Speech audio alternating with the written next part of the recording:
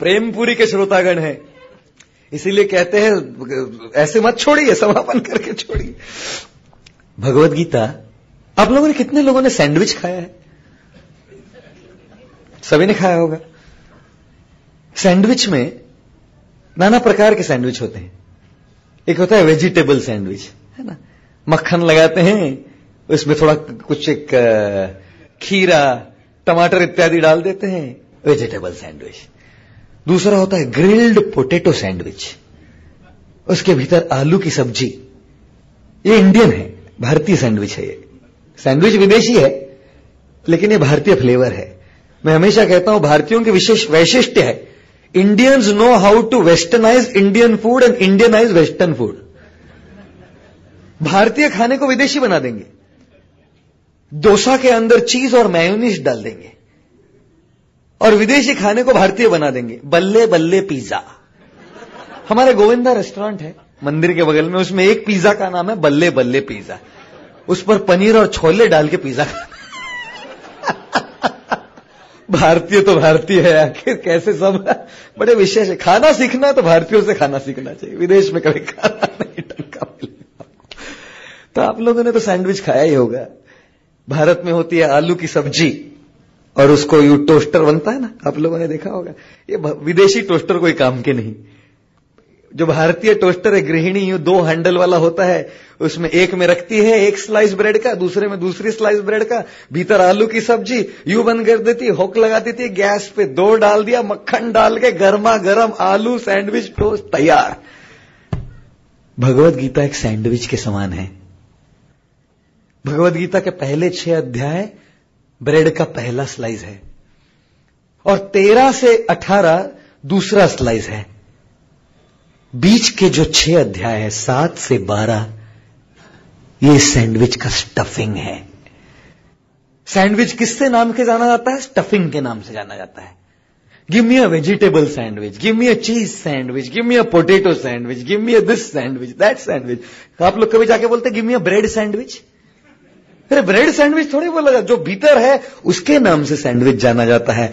गीता जानी जाती है अध्याय क्रमांक 7 से 12 से, क्योंकि वो उसका सार है, बीच में रखा गया है।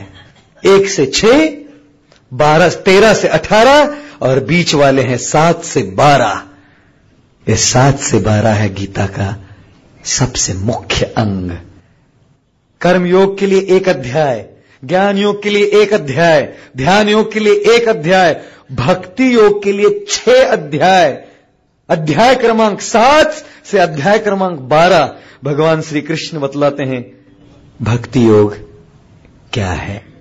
आइए अगले 15-20 मिनट तक हम अध्याय क्रमांक 7 से 12 का सार समझते हैं, और तत्पश्चात अंत में ब्रेड का जो लास्ट स्लाइस बचा खुचा है वो समझ जाते हैं।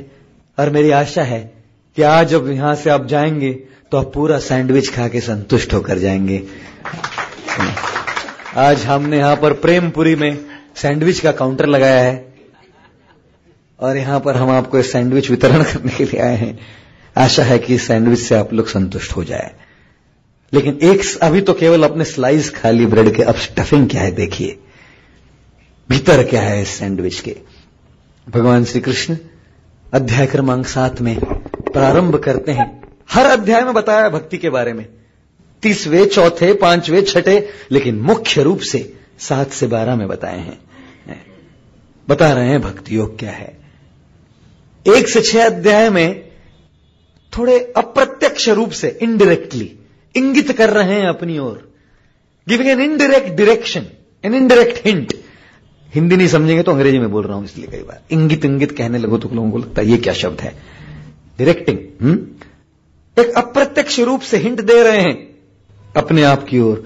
लेकिन 7 से 12 स्पष्ट रूप से कहते मेरी भक्ति करो, मेरे पास आओ। इसीलिए 7वां अध्याय प्रारंभ होता है मय्या सक्तमनः पार्थ योगम युंजम मदाश्रय असंशयम समग्रम माम यथा ज्ञास्यसि तथा शृणु। मय्या सक्त, मुझसे आसक्त हो जाओ। हमने सुना आज पहले अध्याय में गीता आसक्ति से शुरू होती है, नहीं, अर्जुन की आसक्ति, भीष्म द्रोण इत्यादि की आसक्ति। वो चश्मा पहन रखा है आसक्ति का, इसलिए तो सच्चाई को देख नहीं पा रहा था। यहां 7वें अध्याय में स्पष्ट रूप से गीता में भगवान कहते हैं, get attached to me. The Gita is not about detachment, the Gita is about attachment. Bhagavad Gita अनासक्ति के लिए नहीं है, भगवत गीता आसक्ति के लिए है। क्योंकि गीता के 7वें अध्याय के प्रथम श्लोक में कृष्ण कहते हैं, मई आसक्त मनः, मुझसे आसक्त हो जाओ। अगर हम भगवान से आसक्त हो जाएंगे तो अपने आप भौतिक इंद्रिय भोग से अनासक्त हो जाएंगे। कैसे छोड़ना है ये मत समझिए, भगवान से आसक्ति जोड़िए, अनासक्ति अपने आप एक बाय प्रोडक्ट होके आ जाएगी। सर्दी के मौसम में गांव में गृहिणी चूल्हा जलाती है रोटी बनाने के लिए। चूल्हा इसलिए नहीं जलाती कि सेक करें, गर्मी महसूस करें, लेकिन एक बाय प्रोडक्ट है गर्मी। चूल्हा तो जलाया गया था रोटी बनाने के लिए, लेकिन खूब उष्णता को अनुभव करती है जब चूल्हा जलाती है। प्रयोजन चूल्हा जलाने का उष्णता नहीं है, रोटी बनाना है। गीता का प्रयोजन अनासक्ति नहीं है, गीता का प्रयोजन है भगवान से आसक्ति प्राप्त करना। और यदि भगवान से आसक्ति हो जाए ना तो ये तो आ जाएगी, इस संसार से आप ही आप अनासक्ति हो जाएगी। और इसीलिए कृष्ण कहते हैं, मयि आसक्त मनः। जिस प्रकार से एक पुरुष एक स्त्री से आसक्त हो, युवती नाम यथा यूनोः, जिस प्रकार से एक यूनो हो, एक पुरुष युवक युवती नाम यथा यूनो, युवती से आसक्त हो, उसी प्रकार से कृष्ण कहते हैं, अपना मन मुझसे आसक्त करो। प्रेम प्रेम प्रेम करो मुझसे, अपने हृदय को मेरे प्रति समर्पित करो। भगवान कहते हैं, एक बार की बात है, एक स्त्री थी, परपुरुष से प्रेम करती थी, शादीशुदा थी, परपुरुष से प्रेम था, पति घर में रहते थे, अपने प्रेमी से मिलने कैसी जाए। एक दिन पति चले गए घर से बाहर, तो कहने लगी, मैं तो दौड़ती हूं, पति आने तक तो मेरे प्रेमी से मिलकर आऊंगी। तो भागने लगी, जंगल में कहा प्रेमी से, जंगल में आ जाओ, वहां मिलूंगी ताकि कोई देखे नहीं तो मेरे पति को बतला देंगे। और जैसे दौड़ने लगी तो एक योगी बैठे थे यूं ध्यान में, और योगी से दौड़ते दौड़ते योगी को टक्कर लगी उसकी, और योगी का ध्यान भंग हो गया। ये तो बेचारी भागती रही, पति आए जाएंगे, भागती रही। अपने प्रेमी से मिलने के पश्चात दोबारा लौट के आ रही थी तो योगी जोर से चीखने लगा, चिल्लाने लगा, क्या समझती हो अपने आप को, मेरा ध्यान भंग कर दिया। मैं जंगल में बैठ कर ध्यान मुद्रा में बैठा हुआ था, ध्यान कर रहा था, मेरे ध्यान को भंग कर दिया।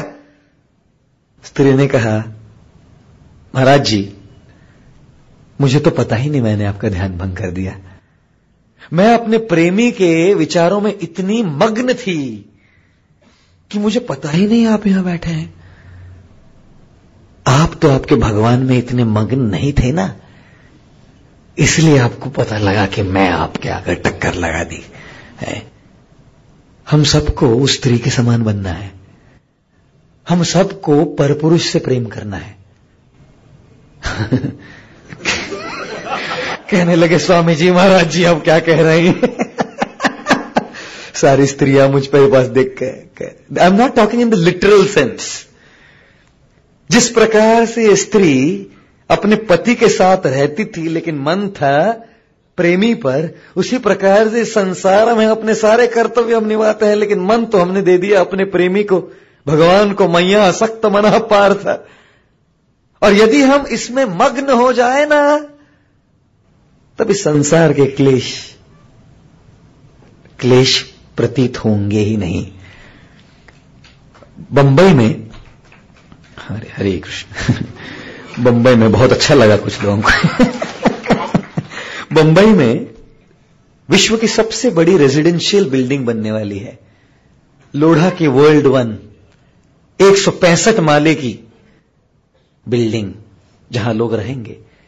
165वें माले के फ्लैट की कीमत है 75 करोड़ रुपए केवल, ज्यादा नहीं, केवल। इतनी विशाल महाकाय रचना है ये, कितनी बड़ी लगती है, आपको एक बात बताऊं, यदि आप हवाई जहाज से प्रवास करें ना, जब आपका हवाई जहाज ऊपर उठे तो यही बिल्डिंग बिल्कुल छोटी छोटी छोटी लगने लगती है, और जितना ऊपर आप उठेंगे ना, जैसे आपका हवाई जहाज 35,000 40,000 फीट के ऊपर चला जाए तो बिल्डिंग दिखाई नहीं पड़ती। बिल्डिंग तो है लेकिन दिखाई नहीं पड़ती। अपने जीवन में जो समस्याएं आती है ये वर्ल्ड वन बिल्डिंग के समान है। जब हम जमीन पर रहते हैं, अपना मन और अपनी चेतना इस संसार में रहती है, तो बहुत ज्यादा ये समस्याएं हमको प्रभावित करती। इतनी बड़ी समस्या है, 165 माले की बिल्डिंग है।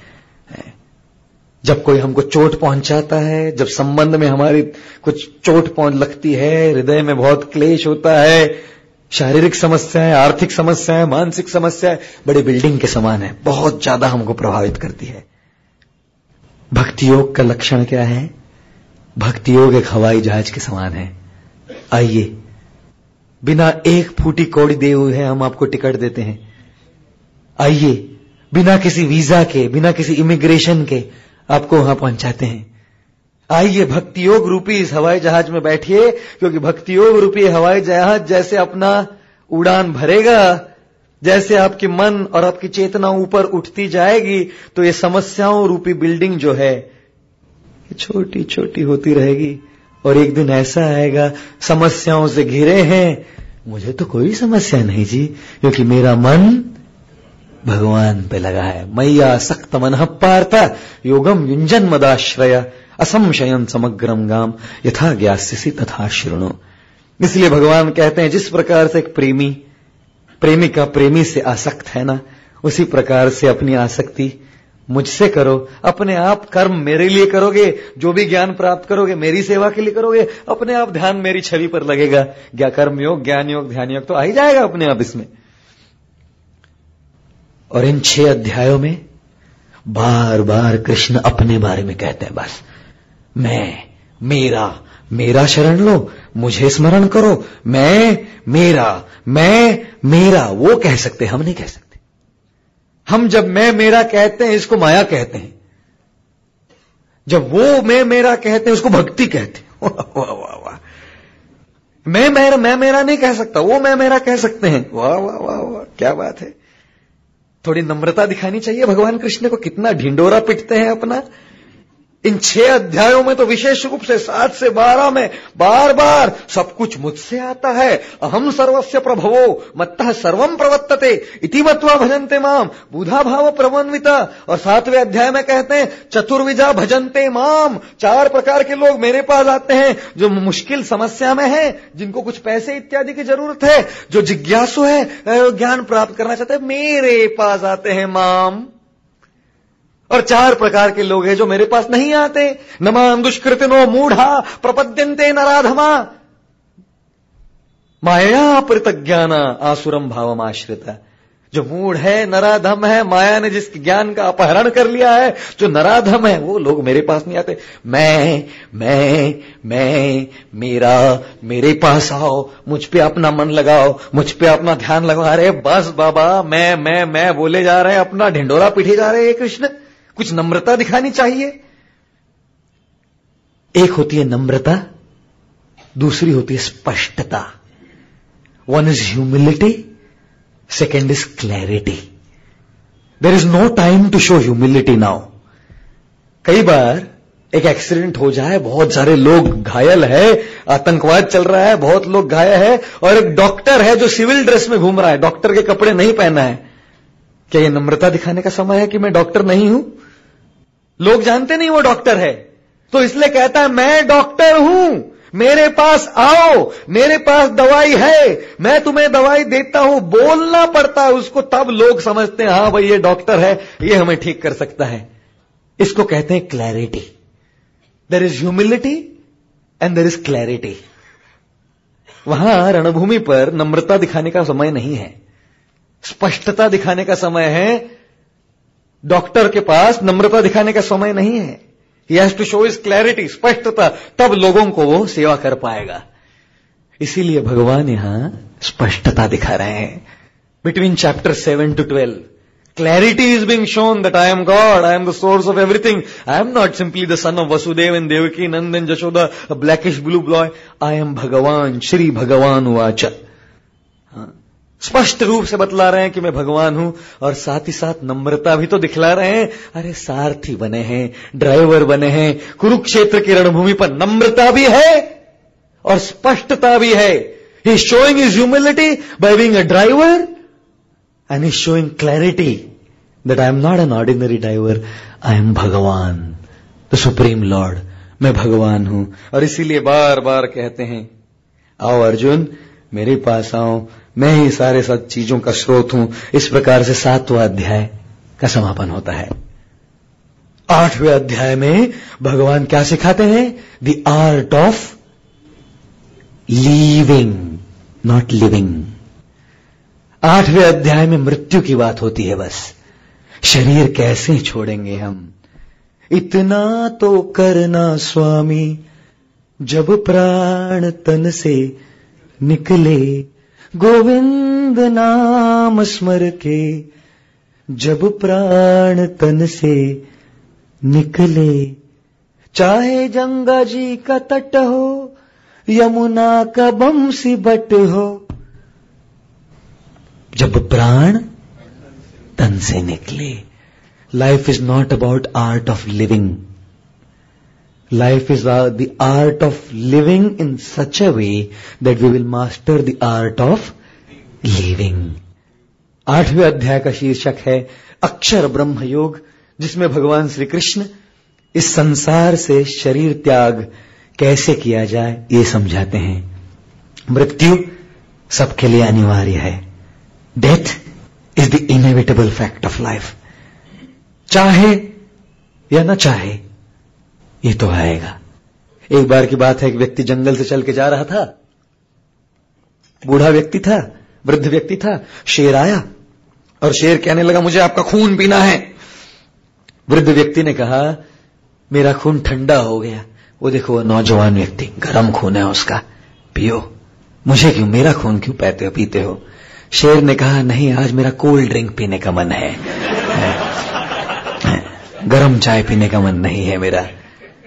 मृत्यु रूपी जब शेर आता है ना, तब कोल्ड ड्रिंक और वार्म ड्रिंक नहीं देखता, नौजवान या बूढ़ा नहीं देखता, पुरुष या स्त्री नहीं देखता, मानव या पशु नहीं देखता. The inevitable must come. जो होना है वो तो होगा, मृत्यु तो आएगी. ऐसे परिस्थिति में क्या करेंगे हम?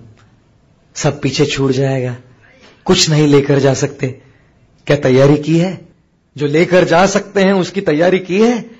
जब ये यात्रा प्रारंभ होगी, आज भी प्रारंभ हो सकती है. 31 दिसंबर 2011 को मैं गौर गोपाल दास यहीं पे मृत हो सकता हूं और मेरी यात्रा आगे की प्रारंभ होगी. क्या मैंने अपनी यात्रा की तैयारी की है? यह है 8वें अध्याय का विषय. भगवान श्री कृष्ण बताते हैं योगी गण, ध्यान योगी कैसे शरीर त्यागते हैं.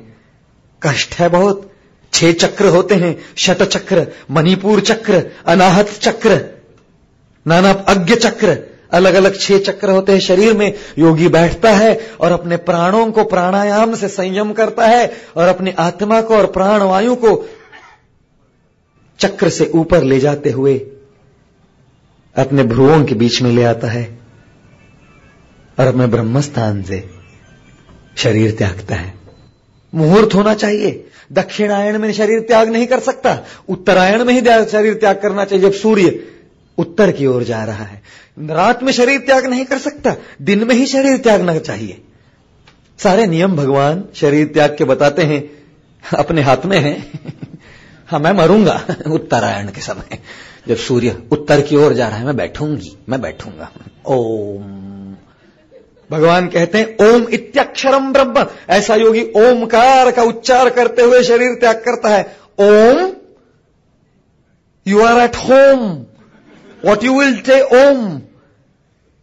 जब कंठ में गदगद हो जाता है, कफवात पित्त सब गले में आते हैं, कंठे घुर घुरायते, भागवत बताता है कंठे घुर घुरायते. ओम का उच्चार नहीं होता, घुर घुर शब्द उच्चार आता है बाहर. क्या उच्चार करेंगे ओमकार का?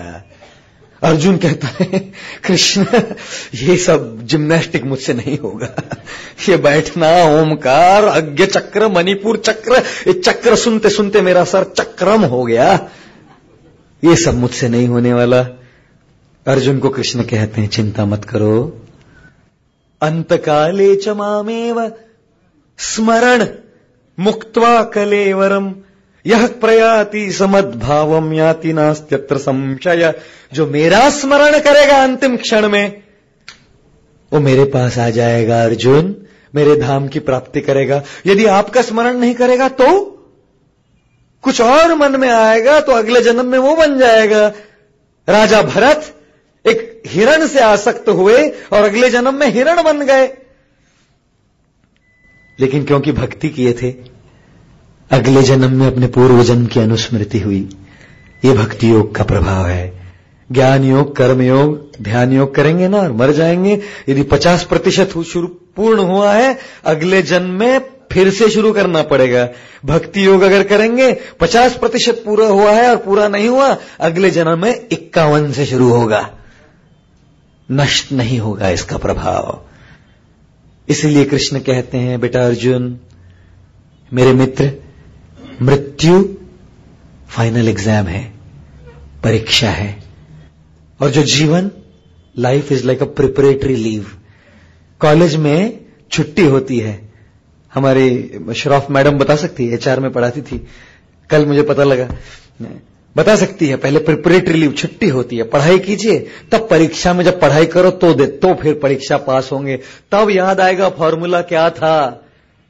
अगर सेमेस्टर में पढ़ाई की नहीं कॉलेज में और परीक्षा के हॉल में बैठा, अपने आप स्मृति हो जाएगी। किसकी स्मृति हो जाएगी? पिताजी का चेहरा दिखेगा सामने, क्या होगा मेरा, है ना।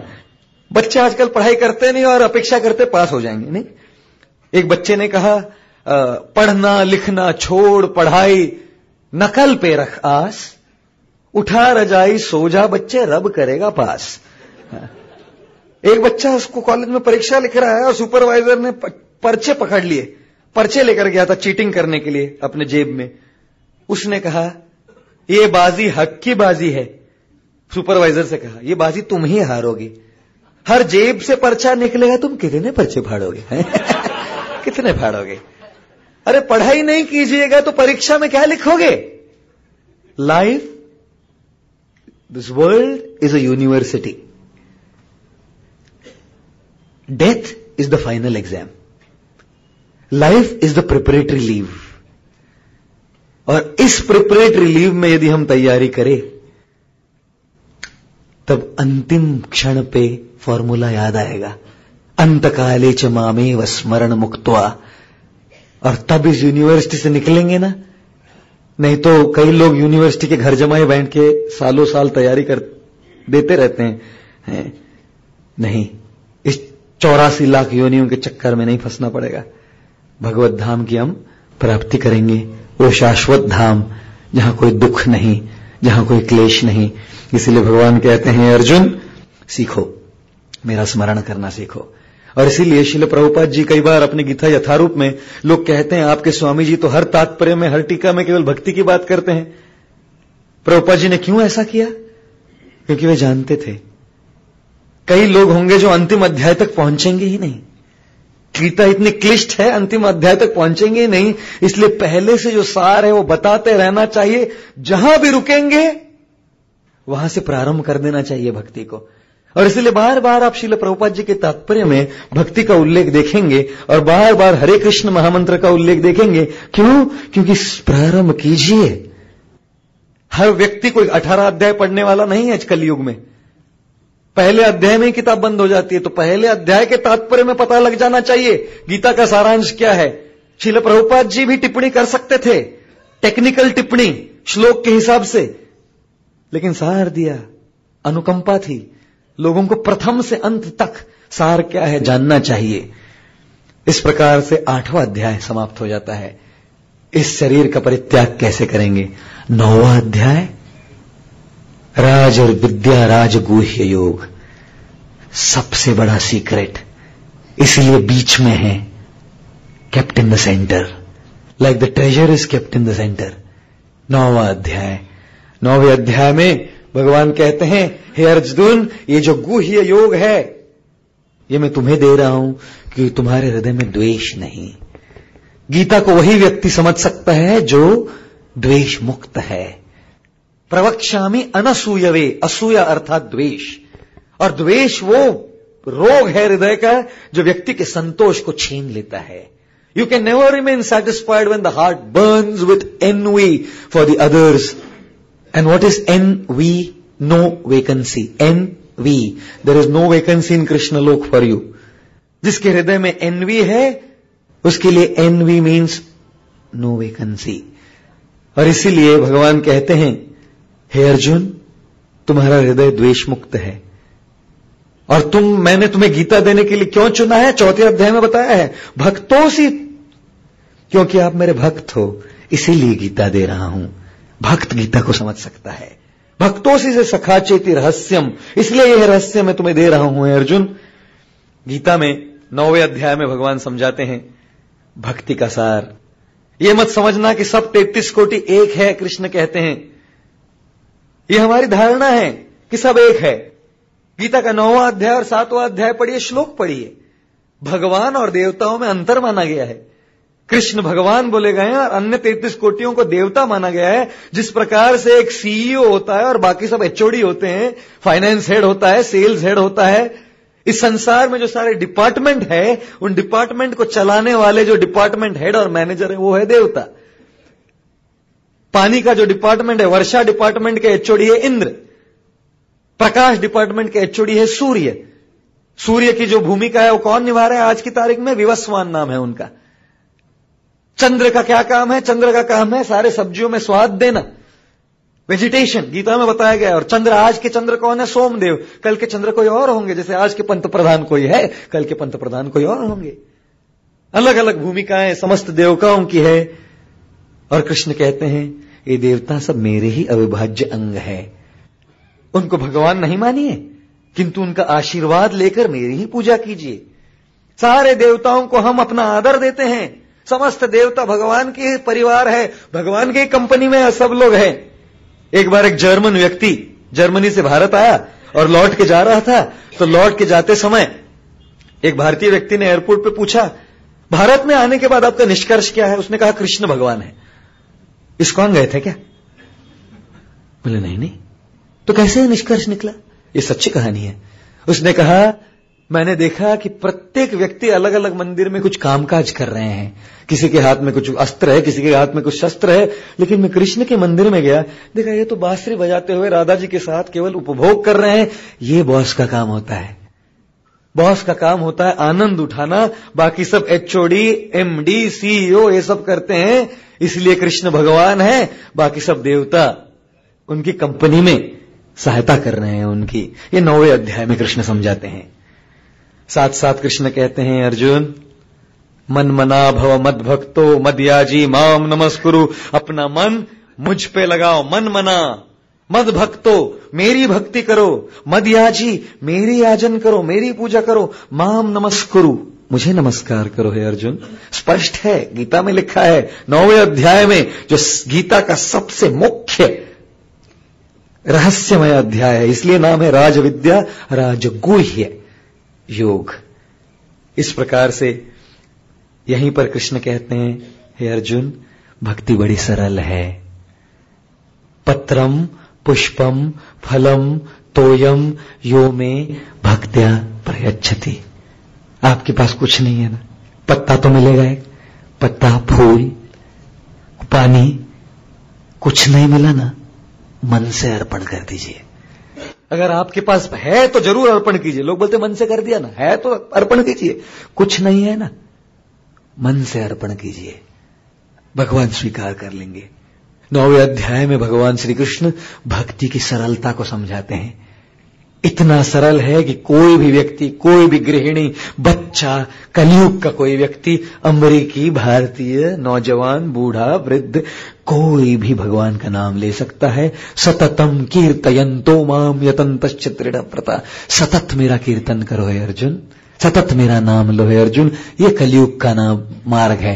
हरेर नाम हरेर नाम हरेर नाम एव केवलम, कलयुग नास्तेव नास्तेव नास्तेव गतिरन्यथा। ये जिम्नास्टिक आपसे नहीं होगा, चिंता नहीं कीजिए।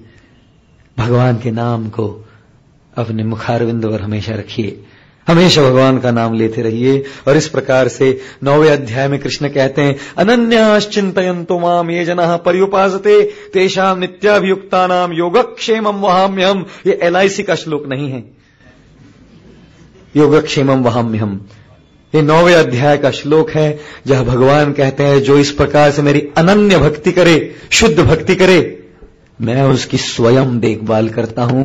भाइयों और बहनों, देवियों और सज्जनों, भगवान की भक्ति करके देखिए, वो आपके बगल में खड़ा रहेगा।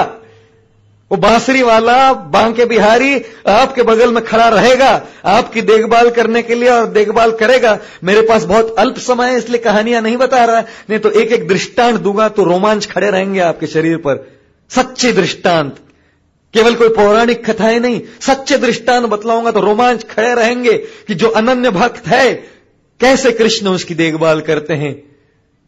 आश्वासन देते हैं 9वें अध्याय में, विश्वास करो हे अर्जुन और दुनिया को बताओ, कौन्तेय प्रतिजानीहि न मे भक्तः प्रणश्यति। मेरा भक्त कभी पतित नहीं होगा, क्योंकि मैं हमेशा अपने भक्त की रक्षा करता हूं। 9वां अध्याय समाप्त हो जाता है। 10वें अध्याय में कृष्ण जब ये बोलते हैं तो अर्जुन कहता है वही बात है, परम ब्रह्म परम धाम पवित्रम परम ब्रह्म। मान गया आप ही वो है, आप ही वो है। हां, वही पूर्ण पुरुषोत्तम भगवान, वही ब्रह्म सत्य, आप है परम ब्रह्म, आप है।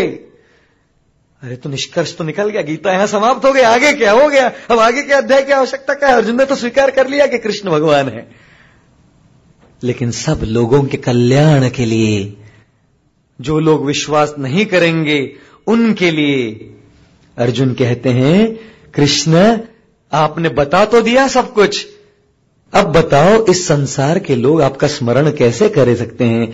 इसलिए 10वां अध्याय है विभूति योग, जहां कृष्ण कहते हैं सारे सिंहों का राजा मैं हूं, मुझे मृगेंद्र, सारे घोड़ों में मैं उच्छैश्रव हूं, सबसे अच्छा घोड़ा, सारी नदियों में मैं गंगा हूं। तो कोई गंगा का देख ले मेरा स्मरण करे, कोई घोड़े को देख ले मेरा स्मरण करे।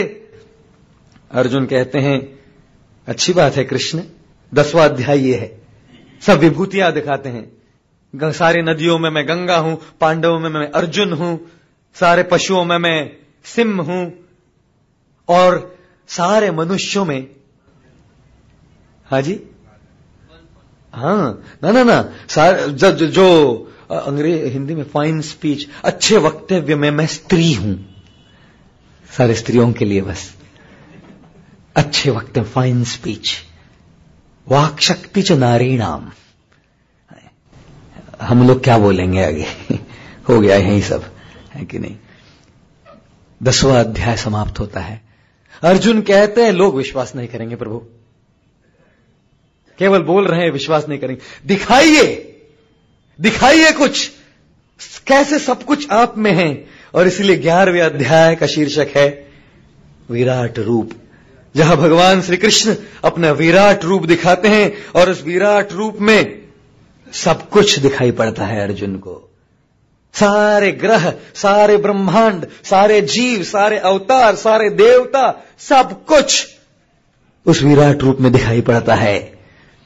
कोई अगर आजकल के लोग कहते हैं ना भगवान का अवतार रूप दिखाइए, विराट रूप दिखाइए थोड़ा अपना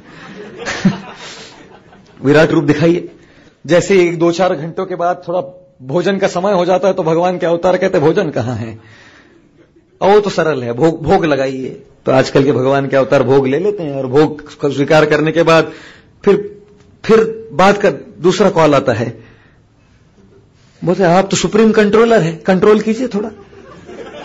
नहीं, बहुत चीख रहा है भीतर से, जाना पड़ेगा अरे नहीं, बांध के रखो भगवान के अवतार को, सुप्रीम नियंत्रक है, सबके नियंत्रक है, सबके कंट्रोलर है। अरे कंट्रोल करके दिखाओ थोड़ा अपना 1-2 नंबर। कहां कंट्रोल हो रहा है आपसे? दिखाइए, नियंत्रण करके दिखाइए, कंट्रोल करके। विराट रूप है, विराट रूप दिखाइए थोड़ा। किसको दिखता है विराट रूप आज? और आजकल तो अमेरिका में 350 लोग पकड़े गए हैं जो अपने आप को जीसस क्राइस्ट कहते हैं। क्रॉस पर चढ़ने के बाद 3 दिन बाद उठ के आए ना, 350 अवतार है जीसस क्राइस्ट के। और अमेरिका में जब ऐसे अवतार आते हैं उनको जेल में डालते हैं या पागल खाने में डालते हैं। भारत में 3,500 से ज्यादा अवतार घूम रहे हैं, उनको मंच पे बैठा के पूजा करते हैं, भोग चढ़ाते हैं। यह अंतर है अमेरिका में और भारत में। जब ऐसे मनुष्य अवतार जब आ जाते हैं ना, सब लोग कहते हैं मैं भगवान हूं, आओ मेरे पास, मैं भगवान हूं। भगवान हो, अरे दिखाओ, विराट रूप दिखाओ। नहीं, तुम्हारे पास दृष्टि नहीं है देखने की, इसलिए दिखाई नहीं से पड़ता तुमको। तो अर्जुन के पास भी दृष्टि नहीं थी, कृष्ण ने अर्जुन को दृष्टि दी। दिव्य ददामि ते चक्षु, ये लो ये दिव्य चक्षु देखो अर्जुन। जैसे मैं बचपन में छोटा चेतन देखने गया था, उसके लिए एक चश्मा लगता है।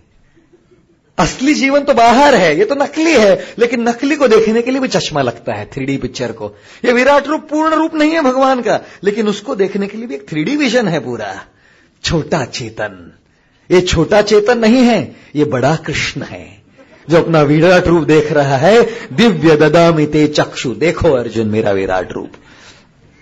अर्जुन भगवान के विराट रूप को देखते हैं और कहते हैं, हे कृष्ण, मैंने आपके साथ क्या क्या किया, आपके साथ मित्र जैसा व्यवहार किया।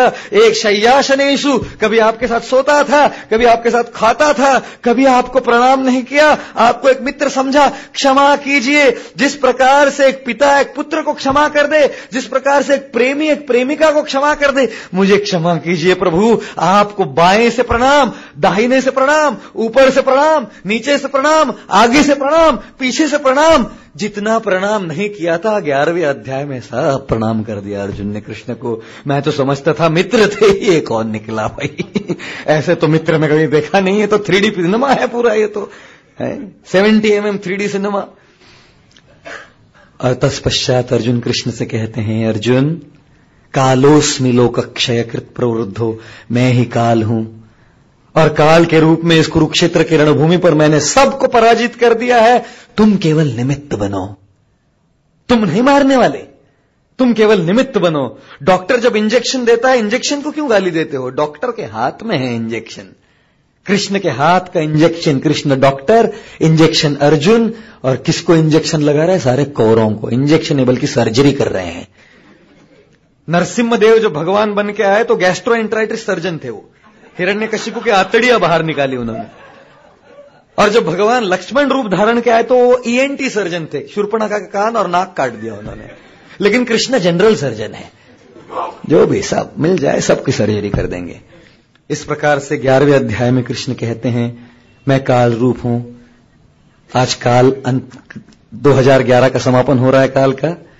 घड़ी आगे बढ़ रही है और जैसे घड़ी आगे बढ़ती है काल आगे बढ़ता है। हमारा इस संसार में जीवन भी घटता जाता है, काल मृत्यु के रूप में अंत में आता है। एक अभक्त के लिए जिसने भगवान का आश्रय नहीं लिया ना, काल कैसा है? जैसे एक बिल्ली का मुंह एक चूहे के लिए। चूहा जब बिल्ली के मुंह को देखता है तो घबरा जाता है, छूट जाएगा सब। जो भगवान का आश्रय नहीं ले वो चूहे के समान है, और बिल्ली मृत्यु बिल्ली के मुंह के समान। जो भगवान का आश्रय ले वो बिल्ली के बच्चे के समान है। जब बिल्ली का बच्चा बिल्ली के मुंह को देखता है तो बिल्ली का बच्चा खुश होता है। अब यहां से उठाएगा बिल्ली, मां यहां से उठाएगी, स्थानांतरित कर देगी। भक्त सोचता है मृत्यु आ जाए, क्या बात है, हंसता है भक्त, मेरे आत्मा को मेरे मृत्यु भगवान है, ये तो काल रूप है भगवान का। यहां से उठाएंगे और अपने चरणों में भगवत धाम वैकुंठ ले जाएंगे। रोना क्या? भक्त रोता नहीं, बिल्ली का बच्चा बिल्ली के मुंह को देख के रोता, चूहा जरूर रोता है। जिसने भगवान का आश्रय नहीं लिया वो जरूर रोता है। इस प्रकार से 11वां अध्याय समापन होता है और 12वें अध्याय पे कृष्ण पहुंचते हैं, जिसका नाम है भक्ति योग। कृष्ण अर्जुन को कहते हैं, हे कृष्ण, हे अर्जुन, ये लो, ऐसे मेरी भक्ति की जाती है। एक बार एक व्यक्ति आया एक ज्योतिष के सामने, ज्योतिषी से कहा मेरी कुंडली देख लीजिए। तो कुंडली देखी, ज्योतिषी ने कहा शनि की 7.5 लगी है तुमको, शनि का के लिए संतुष्ट करने के लिए यज्ञ करना पड़ेगा। कितने का है जी यज्ञ? 200 रुपए। बोले 200 रुपए नहीं जी मेरे पास नहीं। बोले 100 रुपए दे दो भाई, 100 में कर देता हूं। बोले 100 भी नहीं है। अरे 50 दे दे भाई, 50 भी नहीं है। 5 रुपए दे दे, 5 ने 1 रुपया दे दे। बोले 1 रुपया भी नहीं। अरे तेरे पास 1 रुपया भी नहीं, शनि तेरा क्या बिगाड़ेगा, जा तू जा। क्या शनि तेरा भी 1 रुपया नहीं, शनि क्या बिगाड़ेगा, चला जा। ये ज्योतिषी 200 नहीं है 100 दे दो, 100 नहीं है 50 दे दो, 50 नहीं है 10 दे दो, 10 नहीं 1 दे दो। 12वें अध्याय में यही कृष्ण कर रहे हैं। सबसे पहले कहते हैं, हे अर्जुन अपना मन मुझ पे लगाओ। मन नहीं लगा सकते, कोई बात नहीं, अपनी बुद्धि से मेरे शब्दों को समझो, गीता को। नहीं समझ पाओगे, कोई बात नहीं, साधना करो, मेरा नाम जाप करो अर्जुन। नहीं कर पाओगे, कोई बात नहीं, मेरी सेवा करो हे अर्जुन। मुंह नहीं चलाते, हाथ चलाओ। नहीं कर सकते, कोई बात नहीं, ठीक है। सेवा भी नहीं कर सकते, दान दो, मेरे लिए दान दो। जो कोई भक्तिमय कार्य चल रहा है वहां दान दो। नहीं, मैं भक्तिमय किसी आध्यात्मिक गुट को दान नहीं दे, कोई बात नहीं, किसी अच्छे कार्य के लिए दान दो हे अर्जुन। कोई बात नहीं, क्या पिता है हमारे। बोलते ये नहीं हो पाएगा ना, ठीक है ये करो। ये नहीं हो पाएगा ना, ठीक है ये करो। इसलिए गीता हमें निराश नहीं करती, गीता हमें आशा प्रदान करती है। जिस किसी स्तर पे मैं हूं उस स्तर के अनुसार मैं भगवान की भक्ति अवश्य कर सकता हूं। इस प्रकार से गीता का स्टफिंग समाप्त हुआ। 7 से 12 अध्याय जो भक्ति योग है वो समाप्त हुए। अंत के 13 से 18 जो अध्याय है इसको मैं 2-2 पंक्तियों में समझाकर 5 से 7 मिनट में आज हमारा सैंडविच का ये सत्र को विराम दे देता हूं। अब अर्जुन कहते हैं भक्ति की बात तो हो गई, लेकिन दुनिया के लिए थोड़ी ज्ञान की बात जो पहले बताई थी वो स्पष्ट कर देते हैं। तो 13 से 18 दोबारा ज्ञान प्रारंभ होता है। ज्ञान योग नहीं, केवल जो 6 अध्याय में 7 से 12 बताया उसका स्पष्टीकरण। 13वां अध्याय क्षेत्रज्ञ योग, सबसे कठिन अध्याय। भगवत गीता में यदि कोई कठिन अध्याय समझने में तो यह है 13वां अध्याय। तो मैं प्रयास भी नहीं करूंगा आपको समझाने का,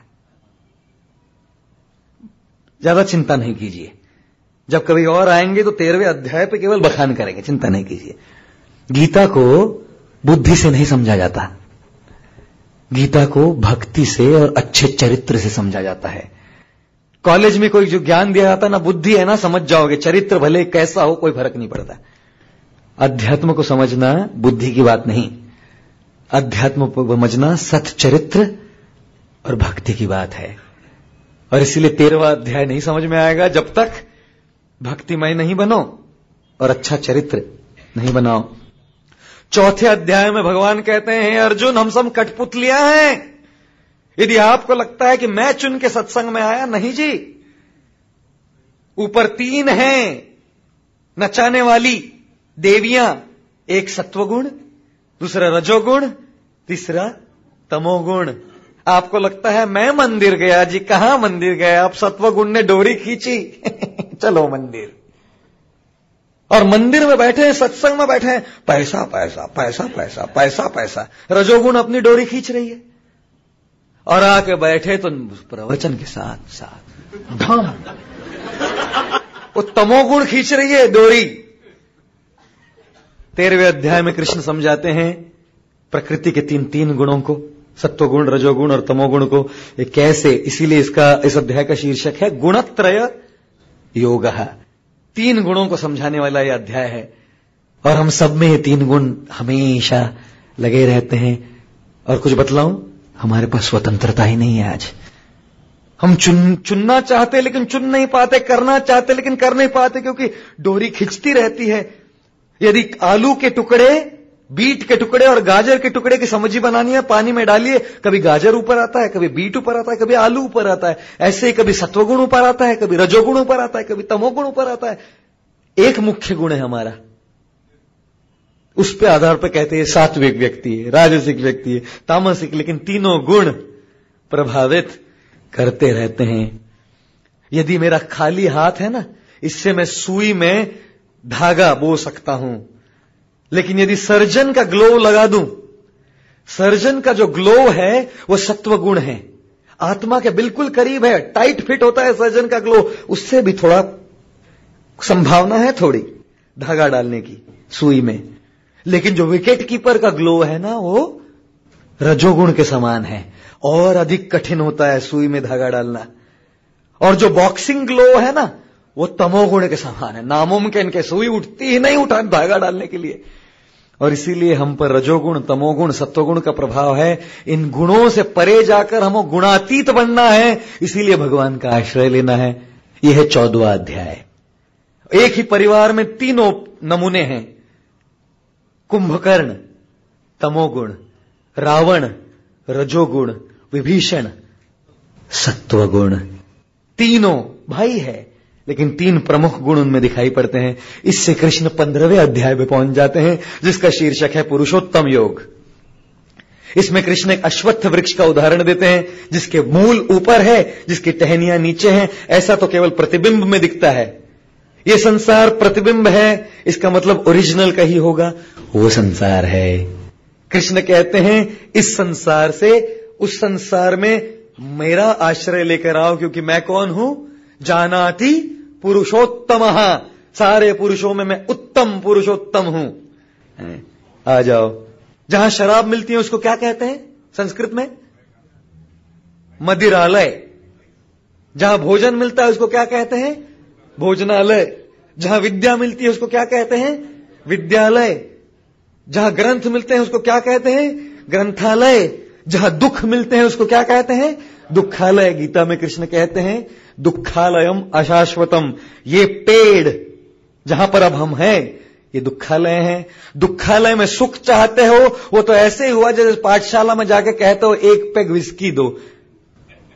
पाठशाला में नहीं मिलते वो, दुखालय में सुख नहीं मिलता। यहां तो दुखों का सामना करना पड़ता है, और यहां से मुक्त होकर उस भगवान के धाम जाना पड़ता है, भगवान पुरुषोत्तम का धाम। ये 15वां अध्याय है।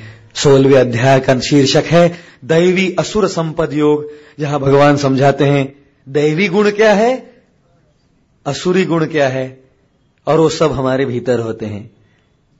सतयुग में असुर और देवता अलग अलग ग्रह पे रहते थे, स्वर्ग लोग और नरक लोग में। त्रेता युग में देवता और असुर एक ही पृथ्वी पर रहते थे, लंका में और अयोध्या में।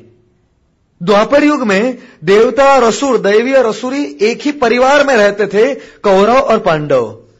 और कलयुग में दैवी और असुर विभूतियां जो हैं वो एक ही शरीर के भीतर रहती है, हमारे भीतर। और इसीलिए हमको अपने दैवी स्वभाव को जागृत करना है, अपनी असुरी स्वभाव को नष्ट करना है। हमारे भीतर 2 कुत्ते हैं, एक अच्छा कुत्ता और दूसरा वो कुत्ता बुरा कुत्ता। बुरा कुत्ता तो जोर जोर से भौंकता है, चलो शराब पीते हैं, चलो ये करते हैं, चलो वो करते हैं। और अच्छा कुत्ता धीरे से बोलता है सत्संग चलेंगे, सत्संग चलेंगे। धीरे से आवाज आती है, सुनाई नहीं देती। ये आवाज कैसे रोकेंगे? बुरे कुत्ते को खाना खिलाना बंद कर दीजिए, अच्छे कुत्ते को खाना खिलाना शुरू कर दीजिए। बुरा कुत्ता कमजोर होके भौंकने लगा, शराब शराब शराब शराब, बंद हो जाएगी बुरे कुत्ते की आवाज। और अच्छे कुत्ते को खाना खिलाइए, सत्संग में, गीता पाठ में, भागवत पाठ में, अच्छे सत्संग में। यदि वो खिलाएंगे तो सत्संग, हरिनाम, भक्ति, गीता, उसकी आवाज ज्यादा हो जाएगी। ये है 16वां अध्याय, जिसका शीर्षक है दैवी असुर संपद योग। 17वां अध्याय का शीर्षक है श्रद्धा त्रय विभाग योग, जिसमें सब कुछ 3 गुणों में विभाजित है। भोजन सात्विक होता है, राजसिक होता है और तामसिक होता है। तामसिक भोजन सड़ने के बाद लोग खाते हैं, सड़ा हुआ लोगों को खाना पसंद है ना, बासी खाना, सड़ा खाना, वो तामसिक। राजसिक जो हत्या करे, खून इत्यादि पिए, बहुत ज्यादा तीखा, बहुत ज्यादा नमकीन, बहुत ज्यादा मसाले सदार युक्त, जब तक 9 छिद्रों से हवा नहीं निकले तब तक मजा नहीं आया, इसको राजसिक खाना कहते हैं। सात्विक क्या है ना, आयु बढ़ाती है, आयु बढ़ाता है, संतोष बढ़ाता है, भक्ति के लिए प्रेरक होता है। संगीत, खाना, दान इत्यादि सब 3 गुणों में विभाजित किया जाता है। यह 17वें अध्याय में समझाया गया है। इसको कहते हैं श्रद्धा त्रय विभाग योग। अंतिम अध्याय पे हम पहुंच गए, 18वें अध्याय में, जो गीता का सार है, कंक्लूजन, नतीजा, निष्कर्ष, जहां पे भगवान श्री कृष्ण अर्जुन को कहते हैं, हे अर्जुन, यथा इच्छसी तथा कुरु। ये सबको बहुत अच्छा लगता है, जैसे आपकी इच्छा वो करो। ये सबका फेवरेट श्लोक है गीता में, भाता है सबको। उसके बाद कहते हैं सर्वधर्मान परित्यज्य माम एकम शरणम व्रजय। गीता का सार है। सब कुछ, सारे तथाकथित धर्मों का परित्याग करो और भक्तिमय प्रेममयी भावना से मेरा आश्रय लो। है अर्जुन, यदि आश्रय लोगे तो जीवन तुम्हारा निश्चित रूप से परिपूर्ण हो जाएगा। और अर्जुन क्या कहता है? यथा इच्छसी तथा कुरु। ठीक है, good bye Krishna, thank you for the Gita, it was a good talk, good lecture, thank you. जी नहीं, अर्जुन क्या कहता है? नष्टो मोहो, मेरा मोह नष्ट हो गया। स्मृतिर्लब्ध्वा, पुनः मेरी स्मृति ज्ञान स्मृति हो गई। त्वत्प्रसादात् मैं अच्युता, आपकी कृपा से है अच्युत। स्थितोस्मि गत संदेह, निश्चित रूप से अब मैं क्या करूंगा? करिष्ये वचनम तव। ये है गीता। पहले अध्याय में मैं क्या करूंगा? जो मैं करना चाहता हूं। और अंतिम अध्याय में क्या करूंगा? जो आप मुझसे चाहते हैं। Let thy will be done my dear lord. आप जो कहेंगे वही मैं करूंगा। इस प्रकार से कहने के पश्चात अर्जुन कहते हैं, कृष्ण कहते हैं, ये ज्ञान जो सबको बांटता है वो व्यक्ति मुझे सबसे प्रिय है। तो मैं क्या कहूं आप लोगों के बारे में? कितने प्रिय आप भगवान श्री कृष्ण को है कि आपने गीता व्याख्यान माला यहां पर प्रेमपुरी आश्रम में आयोजित की है। निश्चित रूप से आप भगवान को प्रिय है। तत्पश्चात संजय अब कहने लगते हैं कि ये संवाद, इस संवाद का मैं स्मरण करता हूं। मैंने जो सुना और आपको सुनाया, महाराज धृतराष्ट्र से गीता प्रारंभ हुई थी। व्यासदेव के प्रसाद से, मेरे गुरु के प्रसाद से मैंने संवाद सुना और इस संवाद का स्मरण करते करते मेरे रोमांच खड़े होते हैं। 3 लोगों के 3 अलग अलग नतीजे हैं। संजय ने गीता सुनी, रोमांच खड़े हुए। अर्जुन ने वही गीता सुनी, युद्ध करने लगा कृष्ण के आदेशानुसार। और धृतराष्ट्र ने भी वही गीता सुनी, कोई परिवर्तन नहीं। इसीलिए मैंने कहा, अच्छी सलाह यदि भौतिक आसक्ति हो ना और गुरु कृपा ना हो ना, तो वो अच्छी सलाह हृदय के भीतर नहीं घुसेगी। गीता का अंतिम श्लोक, यत्र योगेश्वर कृष्ण यत्र पार्थ धनुर्धर तत्र श्री विजयो भूतिर्ध्रुवा नीतिर् मतिर्ममा। जहां कृष्ण है वहां अर्जुन है, वहां नैतिकता है, वहां विजय है, वहां सुख है, वहां शांति है। और हाल ही में हमने रशिया के प्रसंग में देखा है, जहां भी यत्र योगेश्वर कृष्ण, जहां योगेश्वर कृष्ण है वहां विजय निश्चित होगी। रशियन सरकार हमारे गीता को हाथ भी न लगा पाई। ये तो गीता का एक ज्वलंत उदाहरण है। आइए हम सब इस नव वर्ष पर एक संकल्प करते हैं कि गीता के सत्संग में जाएंगे, भगवत गीता का अध्ययन करेंगे, भगवत गीता के अनुसार थोड़ा बहुत जितना भी जी सकते हैं उसके जीने का प्रयास करेंगे। और 2012 में भगवत भक्ति योग को अपने जीवन में स्वीकार करने का प्रयास करेंगे। श्रील प्रभुपाद जी की भगवत गीता यथारूप में यही सिद्धांत प्रस्तुत किया गया है, भक्ति योग का सिद्धांत। और इस कलयुग में इसका सबसे सरल मार्ग है भगवान का नाम, हरे कृष्ण कृष्ण कृष्ण हरे हरे, हरे राम राम राम हरे हरे। मैं दोबारा प्रेमपुरी ट्रस्ट का हार्दिक आभार व्यक्त करना चाहता हूं। यहां बैठे समस्त श्रोताओं का हार्दिक आभार व्यक्त करना चाहता हूं कि आप अपना समय निकालकर यहां प्रवचन सुनने के लिए आए। क्षमा कीजिए, हम लोग बहुत ज्यादा बढ़ चुके हैं समय में, किंतु आप ही लोगों के निवेदन से थोड़ा समय ज्यादा लिया हूं, क्षमा कीजिए। बहुत बहुत धन्यवाद। हरे कृष्ण। श्रीमद् भगवद गीता की जय, श्रील प्रभुपाद की जय, गौर भक्त वृंद की निताय गौर प्रेमानंदे। हरे हरे हरे कृष्ण।